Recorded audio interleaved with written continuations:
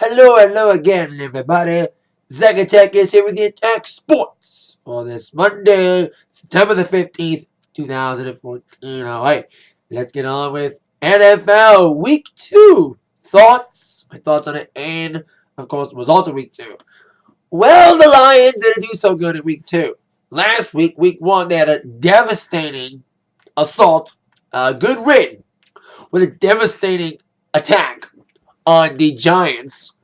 What was it, 28-14 last week? Week 1 against the Giants on Monday Night Football. This week, they got their asses handed to them at Carolina, 44-7. Couple turnover. It was Stafford's first interception in a year or two. And Lions just, they had okay defense. The first 4 Lions defense was good. I'm gigging every Sunday. But with the power of technology, I'm able to watch the football games at Westview. Thank you, technology and tablet. Anyway, I'm not like those Verizon guys. You've been seeing those NFL Verizon shows. People at games we got this football. Don't worry, we got NFL Mobile. Well, I don't have NFL Mobile, but I have Fox Sports Go. Anyway. So Lions had defense, but the offense couldn't get shit done. They finally got a touchdown. But unfortunately, Panthers just squashed the second half. The Lions just got destroyed that second half. And now the Lions are 1-1. As all the other NFC North teams. As the Vikings got their asses stomped by the Patriots, recovering from their loss against the Dolphins in Week 1.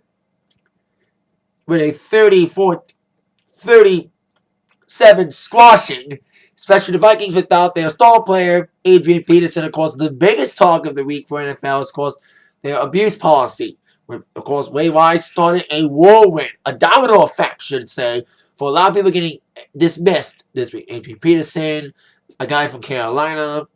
So a lot of shit went down with the abuse policy. But other NFC North situation, a lot of teams lost. Seahawks lost to San Diego. Now, Seahawks are 1-1, losing 21-30. Sherman was pissed, kind of. I'm glad Giants are 0-2, so the Saints. That's weird to see Saints 0-2 and lose to, of all teams, Cleveland. That's more embarrassing to me. What's more embarrassing for the Saints? Being 0-2 or the fact you lost to the fucking Browns?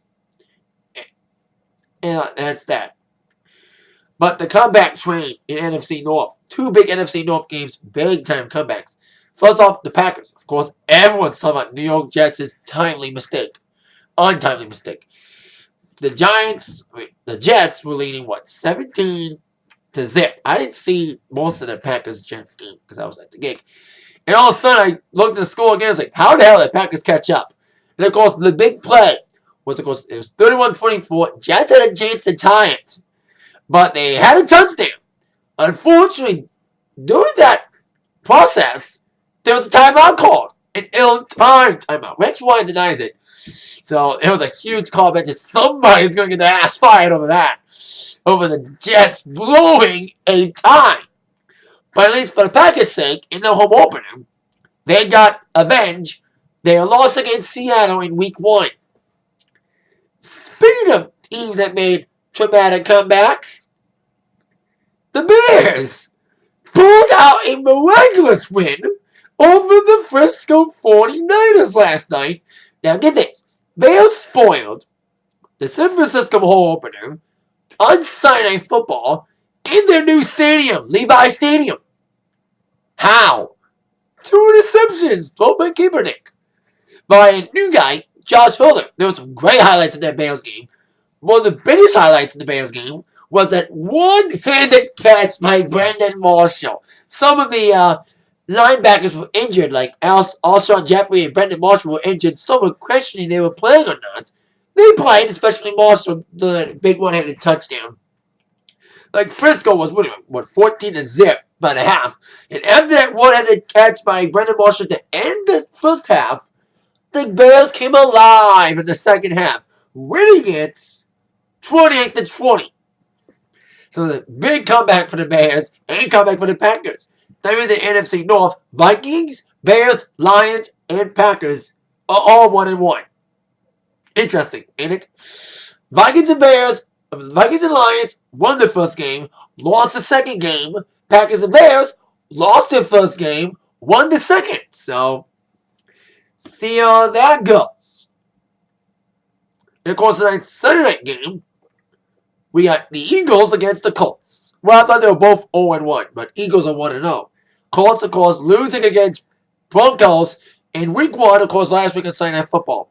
So see how the Colts answer in their home opener tonight in Lucas Oil Stadium. So besides that, interesting weekend. A little bit topsy-turvy, especially in the division where the Detroit Lions are in. Especially the same division as my favorite team, the Bears. So there you go.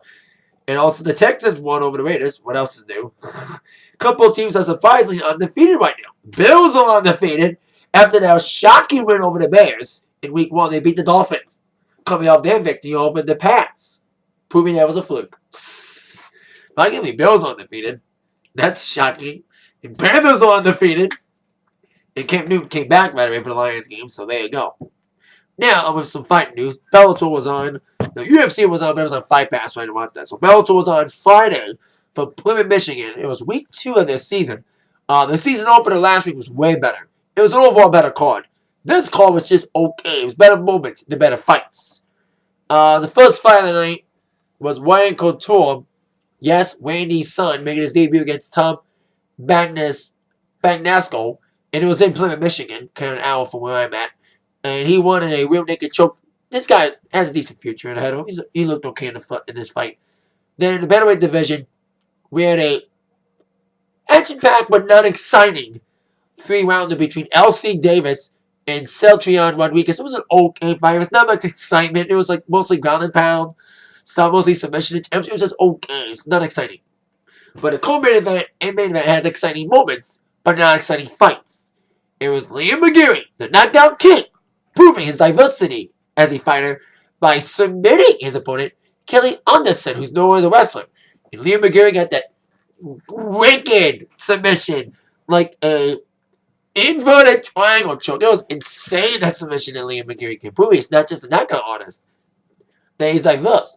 Especially now he wins the tournament. It was a tournament final against Kelly Anderson. He takes on the winner of the light heavyweight title main event, Emmanuel Newton taking on Joey Beltran. No, the fight was okay. It was unexciting. It was okay. Emmanuel Newton got that spinning back fist again. The same move that knocked out King Mo. He nailed it again. He kept nailing it. He tried to go for it, but Beltran kept dunking. But there was one opportunity. Beltran didn't see it coming. Didn't get the gut. And got fucking nailed by that spinning back fist by Emmanuel Newton, retaining his light heavyweight championship. Now it's going to be him and McGeary. That should be an exciting fight. More exciting than the entire card. You know what I mean? Great moments, great knockout, great submissions, but no great fights. No exciting fights. See how this week delivers. Speaking, and I hate to say this, NXT was better than Bellator. I'm sorry, NXT TakeOver. You didn't see my NXT TakeOver review this past Thursday. It was amazing. Great, once again, great event, especially the main event. The Fatal 4-Way is worth getting a network alone for only $9.99. It's worth just getting it for NXT, especially that Fatal 4-Way main event, that special last week. So there you go. I hate to say it. NXT was better than Bellator. But and also, bigger point, NXT's better than Raw. Speaking of Raw, with Raw review tonight, the last Raw, after Raw preview tonight, last Raw, excuse me, last Raw before Giant Champions this Sunday.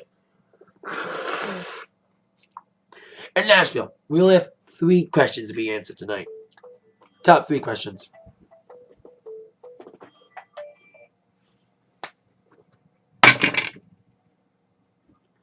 I'll take it over there. Alright, sorry about that. Question number 3. We will go down in a Divas Tag Team match tonight.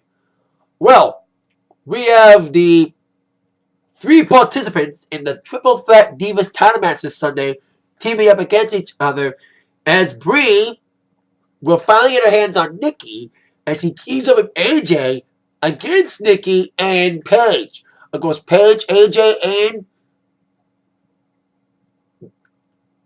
Nikki will be in the Triple Threat this Sunday. I bet you something will go down.